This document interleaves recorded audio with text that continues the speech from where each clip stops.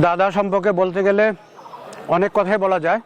তার সাথে প্রথম পরিচয় যেদিন আমার হয়, সেদিন আমি প্রেস ক্লাবে, উলিপুর প্রেস ক্লাবে গান গাচ্ছিলাম। সেই গানের টান শুনে উনি তখন গুণেগাচ্ছিন্ন মুকুলে ভাত খাচ্ছিলেন।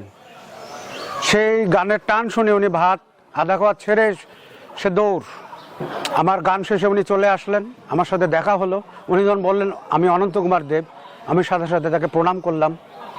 উনি এমনই একজন মানুষ ছিলেন যে ভালো গান শুনলেই তিনি তার কাছে ছুটে যেতেন। উনি সাথে সাথে বললেন আপনি কি বাংলাদেশ টেলিভিশনে অ্যাপ্লিকেশন করেছেন? আমি বললাম না, কীভাবে করতে হয় তাও জানি না। উনি সাথে সাথে অ্যাপ্লিকেশন লিখে দিলেন। এই হচ্ছে আমাদের অনন্ত কুমার দেব।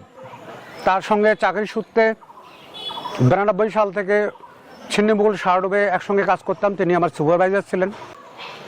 দাদার কাছে যেটা শিখেছি আমি, সেটা হলো উনি একজন ভালো মানুষ। সবাইকে বলতেন যে সবার সাথে ভালো ব্যবহার করতে হবে।